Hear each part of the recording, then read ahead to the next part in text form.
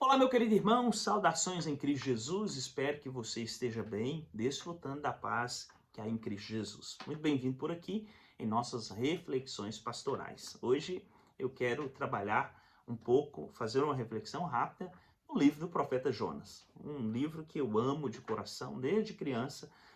Essa história fascina não apenas a mim, mas todas as crianças que ouvem no contexto do seu lar, na igreja, de forma geral. E eu, ao longo desse tempo, já preguei, já ensinei muita coisa, já aprendi muita coisa com relação a este livro. Inclusive, escrevi uma lição de 8 lições, né, na verdade, Escola Bíblica Dominical.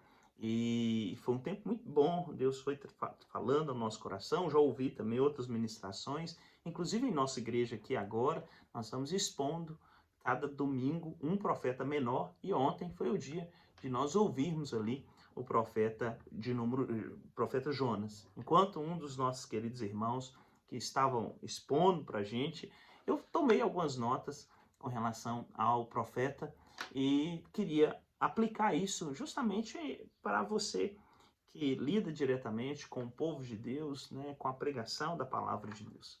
Bem, o livro nós já conhecemos muito bem, né? Jonas, esse profeta, que enquanto o profeta Jeremias é o profeta chorão, Jonas pode ser chamado como o profeta fujão, né?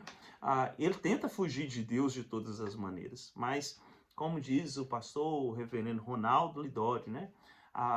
O chamado de Deus, ele é pessoal, ele é irresistível e ele é intransferível também, né? E a gente vê isso no profeta Jonas.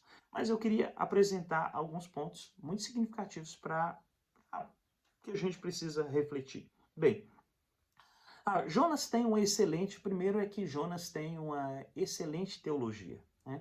Nós vamos ver isso com relação a Jonas. Na sua oração, no capítulo de número 2, Jonas faz uma oração muito bonita, e ali a gente vê microcitações de salmos, né? E ele, dentro do grande peixe, ele está lá aí fazendo citações, e algumas citações que lembram alguns salmos. E a gente percebe, inclusive quando eu estava escrevendo uma lição nesse sentido, do capítulo de número 2 da oração de Jonas, o título era Salmodiando dentro do grande peixe. É isso que eu coloquei nessa lição.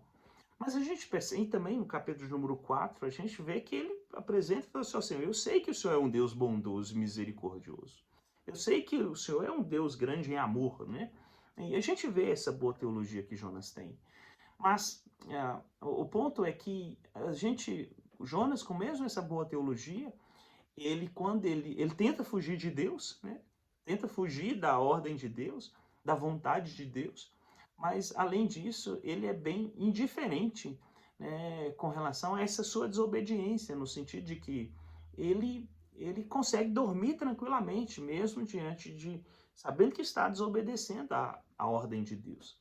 Eu acho que esse é um ponto muito significativo que nós precisamos pensar precisamos sim de uma boa teologia, mas também a nossa prática ela deve refletir essa boa teologia que nós temos, né? De viver uma vida de obediência a Deus, obediência à sua palavra, e quando nós errarmos, aquilo tirar também o nosso sono. Mas em segundo lugar também, a gente vê que enquanto e a narrativa apresenta isso, enquanto essas diferenças, né? E isso a gente vai ver, inclusive, com o grande peixe, vamos ver lá com o bichinho que sobe lá, que Deus mandou o bichinho ir lá e matar aquela árvore que Jonas estava debaixo. E a gente vê que enquanto Deus fala com o grande peixe, fala com esse animalzinho, manda a tempestade, tudo obedece, Jonas está fugindo de Deus. Mas a gente vê também que enquanto Jonas dormia, os pagãos eles estavam clamando seus deuses diante da tempestade, né? Veja essa indiferença, né? Jonas, uma excelente teologia, mas enquanto os pagãos que não conheciam a Deus clamavam, ele vivia em um sono profundo.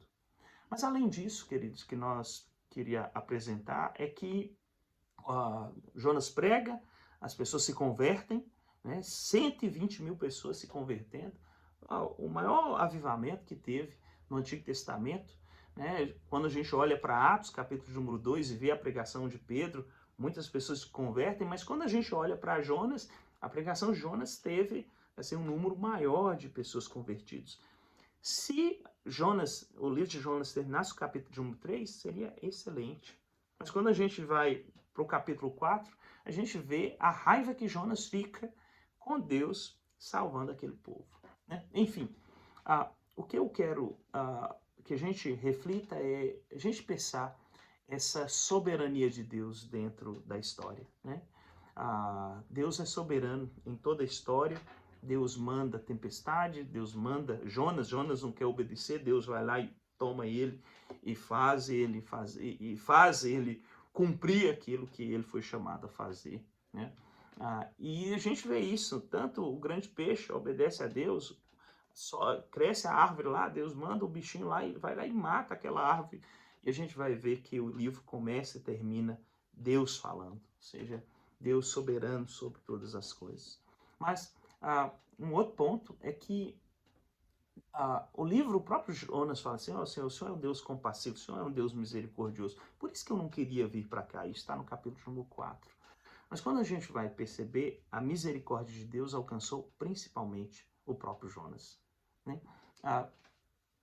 Os pagãos não conheciam a Deus. Né? Os ninivitas não conheciam a Deus. Jonas conhecia e mesmo assim ele tentou desobedecer a Deus. O que Deus faz com Jonas? Dá a ele uma segunda chance. E a gente vai ver que, na verdade, Jonas é o alvo principal da misericórdia de Deus dentro deste livro, dessa narrativa. Queridos irmãos, nós que lidam com a pregação da palavra, precisamos refletir muito com relação a que não adianta ter, às vezes, apenas uma boa teologia. Essa boa teologia ela precisa ir para a prática, né? Em amor a Deus, amor à sua palavra e amor ao povo de Deus. E além disso, entender cada dia como Deus é misericordioso, principalmente com a nossa vida. A igreja que está sendo edificada não é através de nós, mas é apesar de nós. E a gente precisa cada dia mais crescer nesse entendimento de saber que é Deus que está cuidando do seu povo por intermédio da sua palavra e cuidando também de nós, nos dando graça e misericórdia para que nós possamos prosseguir, persistir e cumprir, como Paulo diz, cabalmente o nosso ministério. Que Deus nos ajude, nos abençoe, nos dê graça, reflita sobre esse livro, o livro de Jonas. Não tenham dúvida que Deus continuará falando poderosamente em seu coração. Deus nos ajude, nos abençoe, no nome dele, nosso Senhor e Salvador Jesus Cristo.